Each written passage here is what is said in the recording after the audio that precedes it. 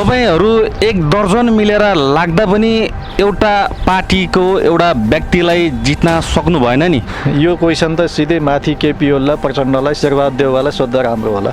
खोलै नभएको ठाउँमा पुल हाल्छु भनेदेखि यस्तै यस्तै यो वैघात यो पुलै नभएको ठाउँमा पुल हालिदिन्छु भनेर आश्वासन देखाएर चाहिँ भोट माग्ने प्रणाली चाहिँ बन्द गर्नुपर्छ भनेर भर्खरै भन्नुभयो तपाईँले। त्यसलाई एक रिस समाजवादी चाहिँ टुरो भयो भन्छन् नि। भोज खुवाउँदै गाउँ गाउँमा तपाईँको बुथका नाममा लाखौँ लाख पैसा पठाएर दुनियाँ मान्छेलाई खसी काट्ने, बङ्गुर काट्ने, सुँगुर काट्ने, भोज खुवाउने, विभिन्न आमा समूह क्लब बनाएको छ, पैसा बाँडेको छ।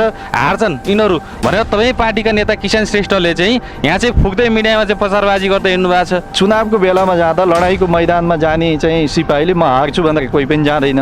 अहिले त लाजा मर्नु भयो नि, उहाँले यो ठाउँमा आएर मुख कसरी देखाउनुहुन्छ?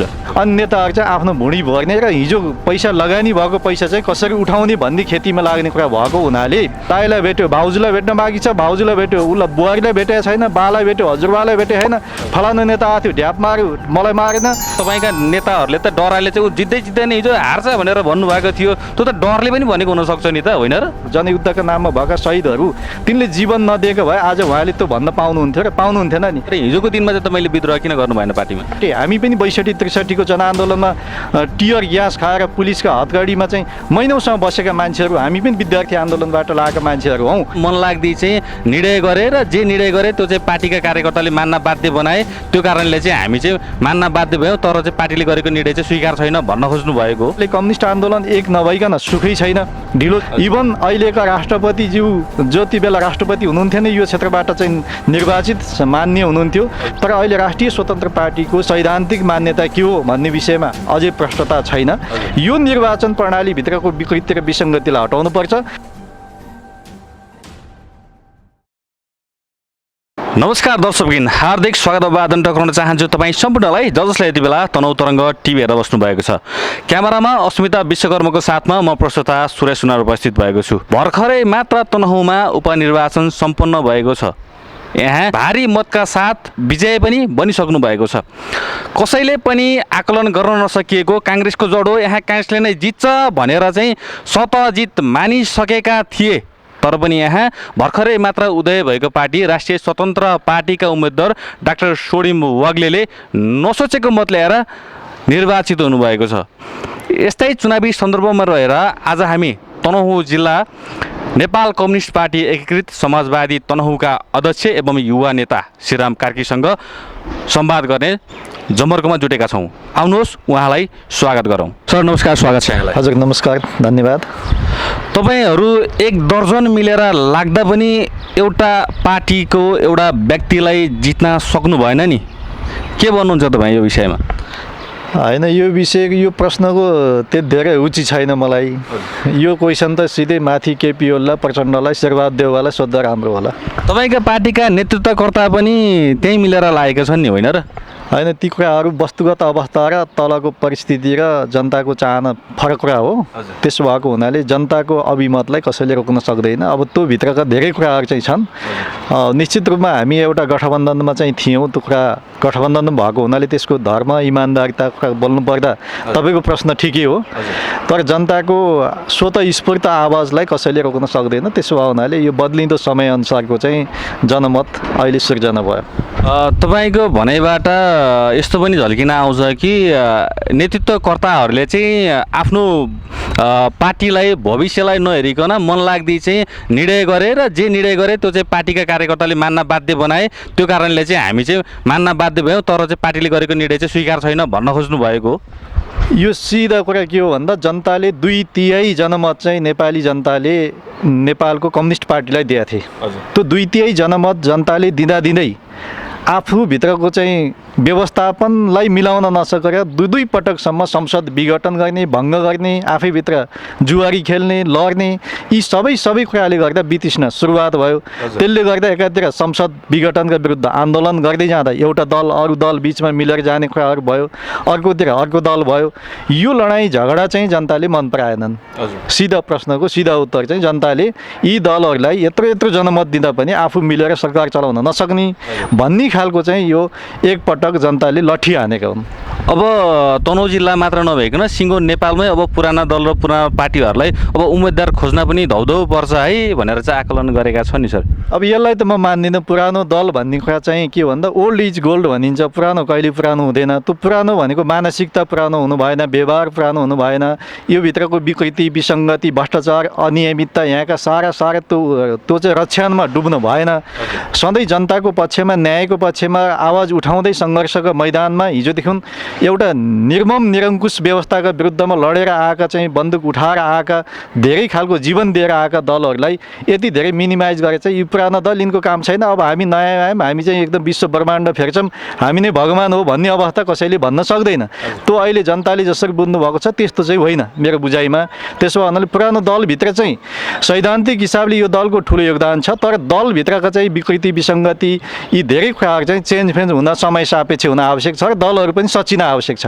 त्यही दलभित्रको विकृति विसङ्गति चाहिँ चेन्ज नभएको हुनाले त नेपाली जनताले नयाँ नेतृत्व खोजे।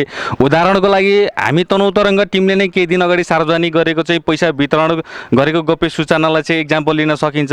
यही भएर त अब चाहिँ घुसखोरीहरूलाई चाहिँ हटाउनुपर्छ है, नयाँ नेतृत्व लिएर आउनुपर्छ भनेर भने।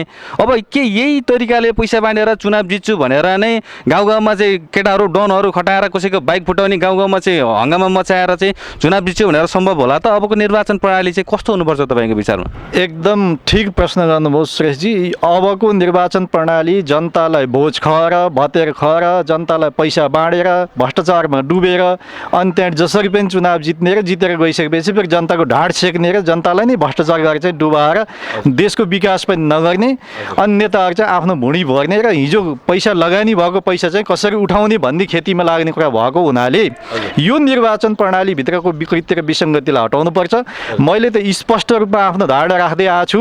त्यो सबैले सुन्नको निम्ति पनि म एकदम हार्दिक आह्वान गर्न चाहन्छु तपाईँको लोकप्रिय मिडिया मार्फत कि अब निर्वाचन प्रणाली हामीले बदल्नुपर्छ। त्यसो भन्दाखेरि लोकतान्त्रिक जनताबाट अनुमोदित हुने विधिको शासन, यो आवधिक निर्वाचन बदल्नुपर्छ भने होइन मैले, तर यो निर्वाचन प्रणालीभित्रको एउटा विश्वसनीय निर्वाचन आयोगले विश्वसनीय भूमिका खेल्न आवश्यक छ।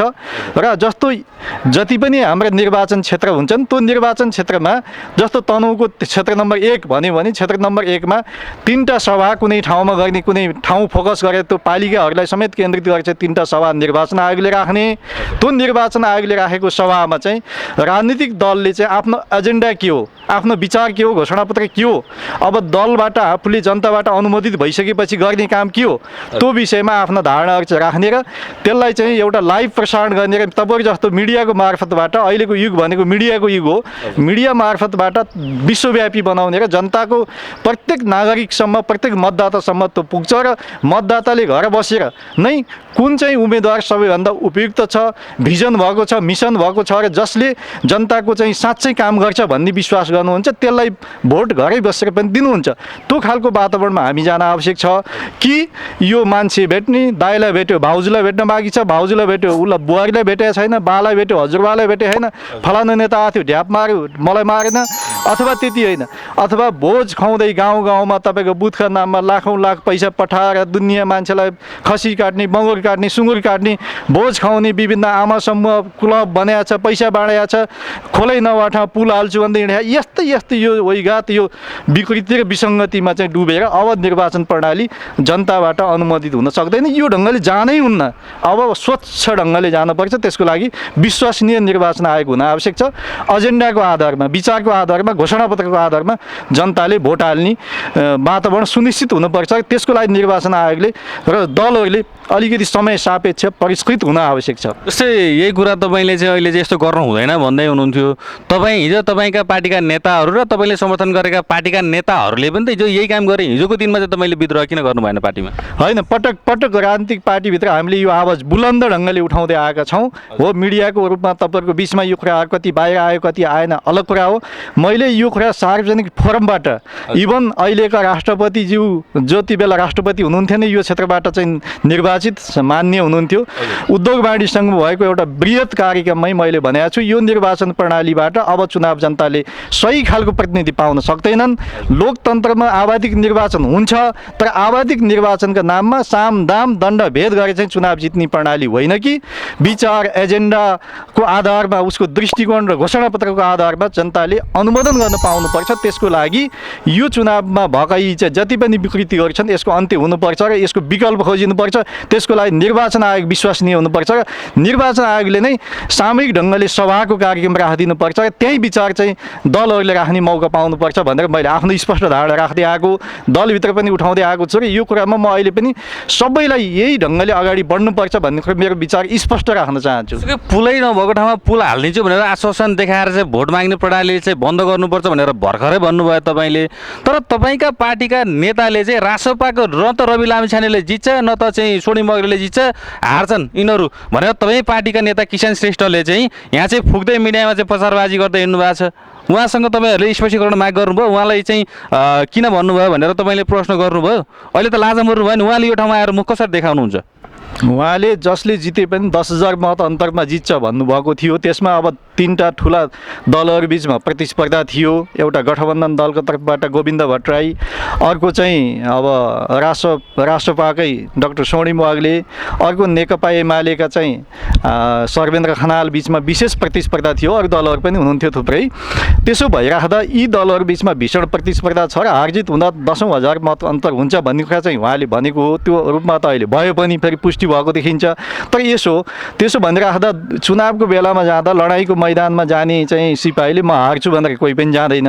त्यो हिसाबले उहाँले पनि अब एउटा जिम्मेवारी लिएर आसी 10,000 मतले म जिताउँछु, जित्छ भन्दै हिँड्नुभयो, भाषण गर्नुभयो। त्यो उहाँको चाहिँ अब निजी विचार हो। त्यसमा कुनै पार्टीको निर्णयले यो बोल्नुहोस् भनेर चाहिँ हामीले भनेको कुरा चाहिँ होइन। तर फेरि के हो त उहाँ पनि कुनै दिन यो क्षेत्रबाट निर्वाचित मान्य सांसद हो। तपाईँले तुलना गरेर चाहिँ हेर्नु होला, विगतका विभिन्न पटक जितेका सांसदहरू भन्दा उहाँले चाहिँ तनहुँ जिल्लामा विकासका देखिने काम चाहिँ गरेर जानुभएको छ। अब अहिले के बोल्नुभयो, अब कुन लहरले बोल्नुभयो, कसरी चाहिँ बोल्नुभयो, त्यो उहाँको कुरा रह्यो होइन, उहाँको निजी विचार रह्यो। तर हामीले उहाँलाई अरू भन्नु पर्ने कुरा केही पनि छैन होइन। तर चाहिँ उहाँले गरेका कामहरू चाहिँ थुप्रै राम्रा कामहरू चाहिँ उहाँले बाटोघाटो यहाँका चाहिँ पिच गर्नेदेखि लिएर तनहुँसोर छाप्दी जाने बाटोदेखि लिएर चाहिँ मादी मर्साङदी उपत्यकाको बाटोदेखि लिएर थुप्रै चाहिँ तपाईँको चाहिँ मिर्लुङकोट जानेदेखि विभिन्न ठाउँका बाटो पिच गर्नकै निम्ति विभिन्न खालका विकासका बजेटहरू ल्याउने सवालमा उन्नत खालको काम चाहिँ गर्नुभएको छ। फेरि पनि कुनै पनि दलको कुनै पनि नेताले झुट बोल्नु हुँदैन। तपाईँले भन्न खोज्नुभएको कुरा यथार्थमा जानुपर्छ भन्ने कुरा हो। तर चुनावी माहौलमा बोलेका कुराहरूलाई म धेरै टिका टिप्पणी गर्न चाहिँ चाहन्न। जस्तै भर्खरै मात्र चाहिँ तनहुँबाट सोनिम वाग्ले चाहिँ निर्वाचित हुनुभएको छ। यो तनहुँ जिल्लावासीले चाहिँ अलिकति नसोचेको कुरा हो पनि भनेर भनेका छन्। के सोनिम वाग्ले तनहुँ जिल्ला र देशको चाहिँ समग्र आवाज संसद भवनमा उठाउन सक्नु होला त? यदि उहाँको ठाउँमा होइन यो व्यक्ति निर्वाचित भएको भए उहाँले गर्न सक्नुहुन्थ्यो यसले भन्दा भन्ने कोही हुनुहुन्छ तपाईँको विचारमा? व्यक्तिगत रूपमा अयोग्य उम्मेदवार म भन्न चाहन्न। दलगत रूपमा जनताको एउटा हुटुटी छ।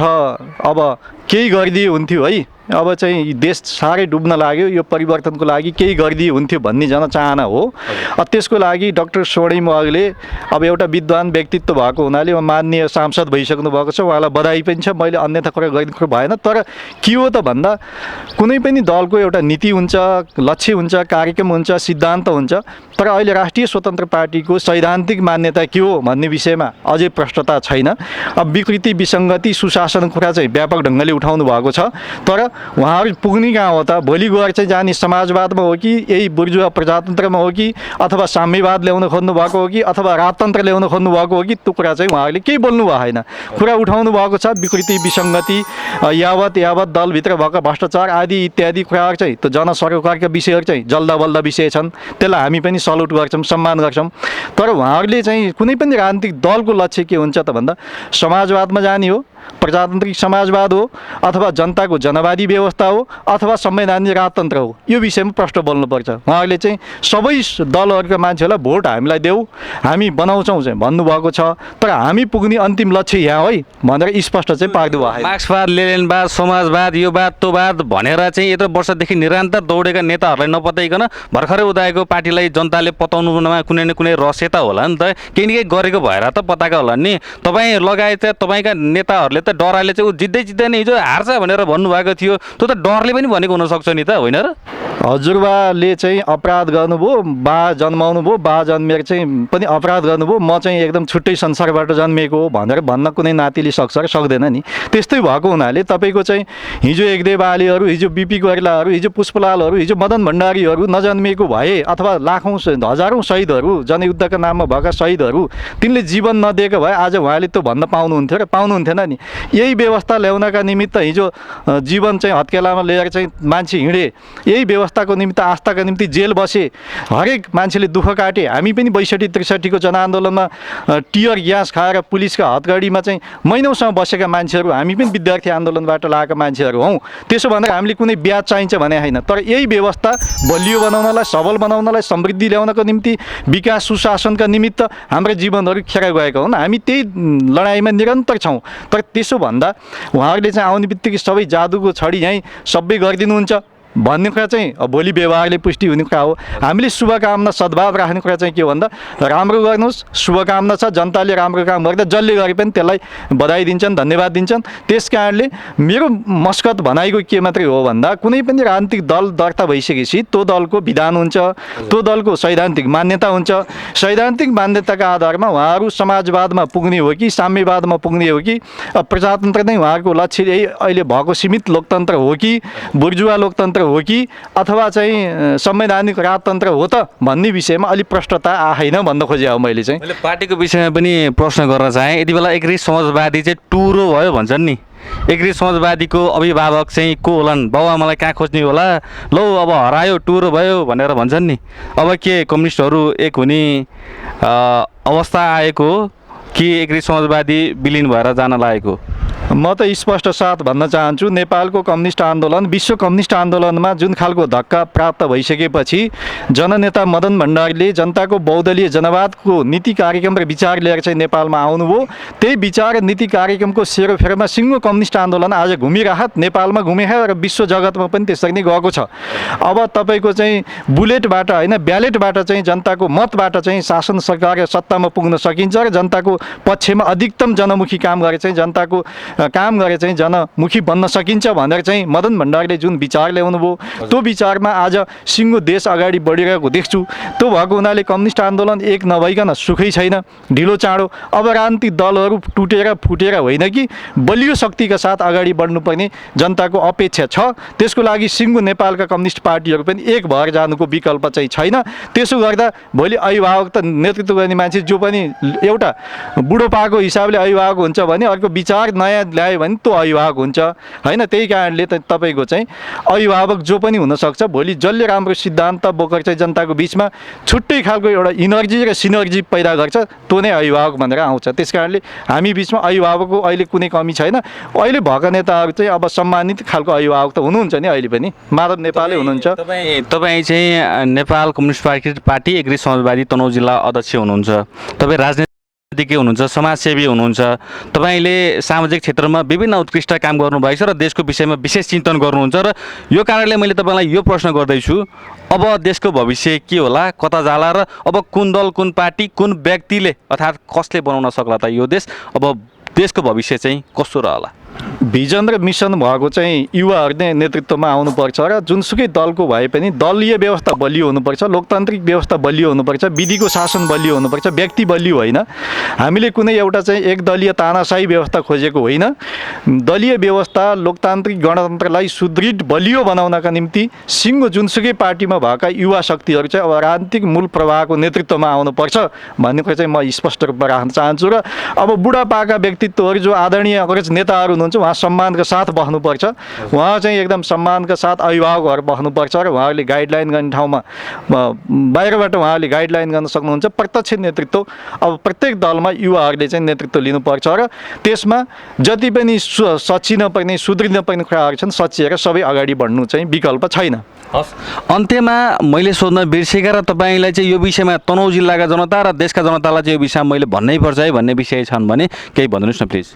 होइन, हामी सबै समाजमा लागेका मान्छेहरू सबैको लक्ष्य उद्देश्य चाहिँ आम रूपमा सारमा चाहिँ यो समाजलाई राम्रो बनाऊँ, सबै थिति नीति व्यवस्थालाई राम्रो बनाऊँ र एउटा चाहिँ न्यायमुखी समाज बनाऊँ भनेर चाहिँ सबै हिँडेका छौँ।